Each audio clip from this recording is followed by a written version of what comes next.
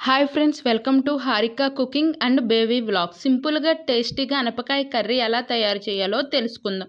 ముందుగా ఒక గిన్నె తీసుకొని వీడియోలో చూపించిన విధంగా అనపకాయ ముక్కలను కట్ చేసి వెయ్యాలి. ఒక ఆనియన్ కూడా వెయ్యాలి.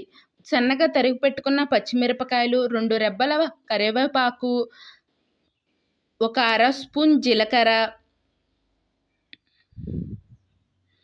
ఒక పావు స్పూన్ పసుపు, రుచికి సరిపడా కారం, టేస్ట్ కోసం సాల్ట్ను కూడా యాడ్ చేసుకోవాలి.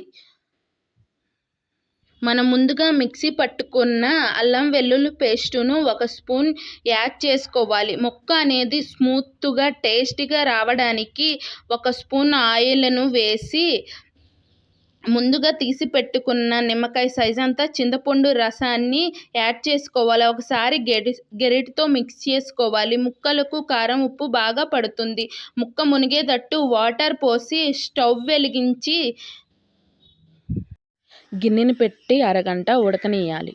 చిన్న బెల్లం ముక్కను యాడ్ చేయాలి. ఒక పెనం పెట్టుకొని 2 టేబుల్ స్పూన్ ఆయిల్ వేయాలి.